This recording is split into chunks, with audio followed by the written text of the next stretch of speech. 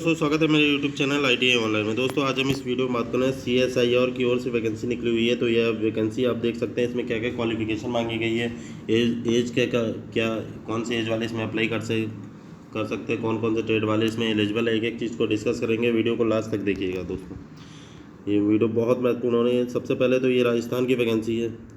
तो ये आपका फॉर्म मैं आपको बता दूं, सबसे पहले आपका फॉर्म स्टार्ट हो जाएगा 26 फरवरी से स्टार्ट हो चुका है और इसकी लास्ट डेट 28/3/2025 है। एडवर्टाइजमेंट टेक्निकल सपोर्ट स्टाफ की है ये दोस्तों, आप देख लीजिए यहाँ पे।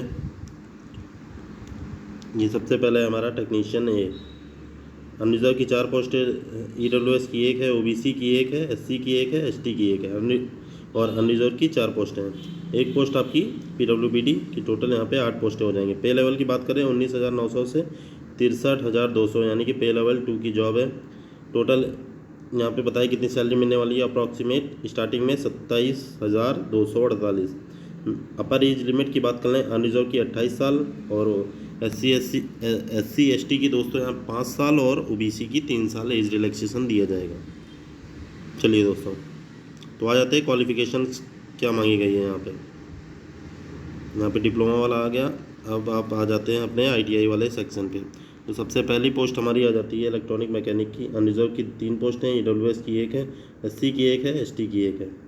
अभी इस पोस्ट में दोस्तों यहाँ पे ITI मांगा गया है। 55% हमारे पास होने चाहिए साइंस में, साइंस सब्जेक्ट आपके पास होना चाहिए 10th में। 55% मार्क्स होने चाहिए, प्लस आपको ITI सर्टिफिकेट होना चाहिए या फिर स्टेट ट्रेड सर्टिफिकेट भी यहाँ पे मान्य है, यानी कि SCVT NCVT दोनों ही भर सकते हैं।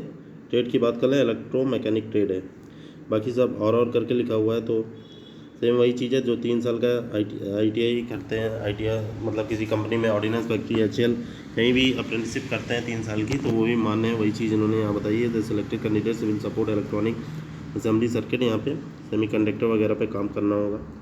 हम यहाँ पे एक और ITI की पोस्ट है दोस्तों, इसको भी देख लेते हैं। तो ये ड्राफ्टमैन मैकेनिकल की पोस्ट है दोस्तों। काफ़ी कमेंट आ रहे थे ड्राफ्टमैन की पोस्ट नहीं आ रही है, तो ये देखिए ये आ गई। इतनी पोस्टें आती हैं दोस्तों, अनरिजर्व की एक, OBC की एक।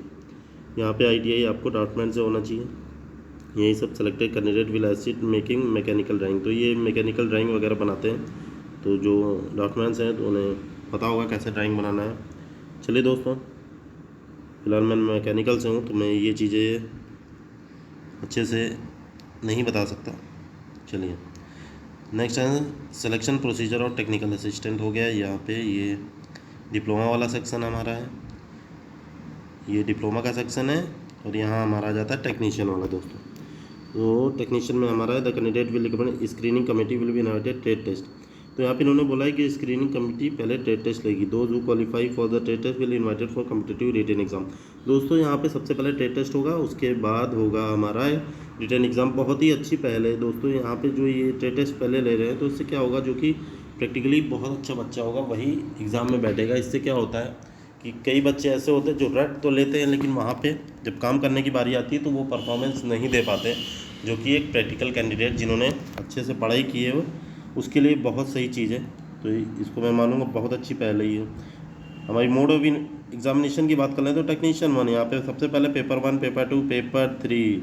नेक्स्ट हमारा paper 2, paper 3 will be evaluated only for those candidate who secure the minimum mark to be determined by the selection committee in paper 1। यानी कि सबसे अगर आपने 3 पेपर होने वाले हैं, 3 में से अगर आप दूसरे तीसरे में तभी बैठ सकते हो जब पहले में पास होगे। तो जाहिर सी बात है, सही बात है, जब भाई पेपर फर्स्ट में पास करोगे तभी सेकंड और थर्ड में आपको जाने का मौका दिया जाएगा। अगर पेपर 1 में फेल होते हो तो आपका वहीं समाप्त कर दिया जाएगा। Final merit list will be prepared on the basis of marks obtain in paper 2, paper 3। बहुत ही अच्छी चीज़ है दोस्तों। पेपर 1 में आप पास करो ट्रेड टेस्ट, नहीं पास करोगे तो आपको फेल कर दिया जाएगा, बाकी उसी की कॉपी जांची जाएगी तो दूसरे और तीसरे में पास होगा। तो मोड ऑफ एग्जामिनेशन है दोस्तों, ये तो बहुत पुराने पे चल रहे हैं। OMR शीट पे आपका होगा या फिर कंप्यूटर बेस्ड टेस्ट, तो CBT दिया होगा। चलो तो फिलहाल तो CBT पे ही होगा आपका एग्ज़ाम। पहले होते थे OMR पे, और काफ़ी जगह ये देखा गया, मैंने भी एग्ज़ाम दिया तो वहाँ पे OMR पे ही पहले लेते थे। अभी CBT भी कहीं कहीं लेने लगे हैं, तो ये अच्छी चीज़ है CSIR की। यहाँ मीडियम में क्वेश्चन आपके बहुत इंग्लिश और हिंदी में होंगे। और क्वेश्चन जो आप एक चीज़ आप याद रखिएगा, कभी भी एग्ज़ाम दे तो हमेशा इंग्लिश का ज़रूर पढ़ लीजिएगा। ऐसा ना हो कहीं हिंदी में गलत लिखा हो और उसी के आप ऑप्शन से टिक लगा दिए, बाद में पता चले कि इंग्लिश वाला वहाँ उसने सही लिखा था और हिंदी में गलत लिखा था, तो आप कंफ्यूज हो गए, आपका वो क्वेश्चन गया। तो ये हिंदी वाले कैंडिडेट ध्यान दें कि उसको इंग्लिश में पढ़ना है। बाकी आपको गाइड चाहिए कि किस प्रकार एग्ज़ाम में जाना चाहिए, बैठना चाहिए, तो कमेंट करिएगा और ज़्यादा से ज़्यादा लाइक करिएगा, तभी मैं उस पर वीडियो बनाऊँगा और वो वीडियो आपको 10 मार्क्स इंक्रीज़ करके देगी, मेरी गारंटी है ये। चलिए, standard of examination SC SSC यानी कि यहाँ 10 प्लस ITI आपके पास होना चाहिए। नेक्स्ट आपको टोटल क्वेश्चन 150 हैं और 2 घंटा 30 मिनट आपको टाइम दिया जाएगा।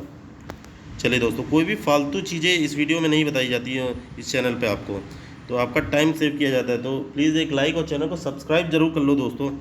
कितने लोग देखते हैं और सब्सक्राइब नहीं करते हैं? 90% लोग सब्सक्राइब नहीं कर रहे हैं दोस्तों।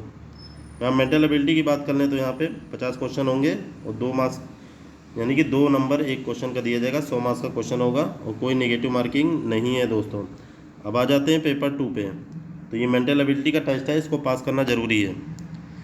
इसके बाद ही आपको सेकंड और थर्ड में बैठने दिया जाएगा। और ये देखिए सेकंड आ गया आपका, इसमें भी 30 मिनट मिलेंगे। जनरल अवेयरनेस 25 क्वेश्चन होंगे और हर क्वेश्चन 3 मार्क्स का होगा, यानी कि 75 मार्क्स के होंगे और 1 नंबर नेगेटिव मार्किंग के लिए। नेक्स्ट है हमारा इंग्लिश लैंग्वेज, इसके 25 क्वेश्चन होंगे, हर क्वेश्चन 75, हर क्वेश्चन 3 मार्क्स का होगा, यानी कि 75 नंबर का होगा और 1 नेगेटिव मार्क्स हर क्वेश्चन पे दिए जाएंगे। चलिए दोस्तों, बहुत ही अच्छी चीज़ है ये। नेक्स्ट आ जाता है थर्ड पेपर। ये हमारा है कंसर्न सब्जेक्ट, यानी कि जैसे ट्रेड आपका जो है इलेक्ट्रीशियन, वेल्डर, फिटर, कोई भी ट्रेड है तो उससे ही क्वेश्चन यहाँ पूछे जाएंगे। 50 क्वेश्चन रहने वाले हैं 150 मार्क्स के, यानी कि एक क्वेश्चन 3 मार्क्स का रहने वाला है और नेगेटिव के 1 मार्क्स काट लिए जाएंगे। तो बहुत ही अच्छा सिलेबस बनाया है, पहले ऐसा सिलेबस नहीं था। चलिए दोस्तों, अब एज क्वालिफ़िकेशन यहाँ पे 5 साल की छूट मिल जाएगी। जैसा SC ST कैंडिडेट को यहाँ पे 5 साल की छूट मिल जाएगी और 3 साल की OBC कैंडिडेट को, वही चीज़ इन्होंने बताई है। बाकी भैया जिन्होंने भी कहीं से भी NOC या कहीं गवर्नमेंट जॉब कर रहे हैं तो वो NOC ले लीजिएगा, यही चीज़ बता रहे हैं। बाकी NOC कैसे लेनी है, क्या करना है, अगर आप जॉब करते हैं तो आपको NOC के बारे में जानना है, क्या प्रोसेस होता है, कैसे NOC मिलती है, NOC नहीं मिलेगी तो क्या दिक्कतें आएंगी, उससे वीडियो चाहते हैं तो प्लीज़ कमेंट कर दीजिएगा। चलिए, बाकी सब जनरल नोटिफिकेशन है। बाकी वीडियो अच्छी लगी तो प्लीज़ एक लाइक और चैनल को सब्सक्राइब कर लीजिएगा। मिलते हैं नेक्स्ट वीडियो में। ओके, जय हिंद।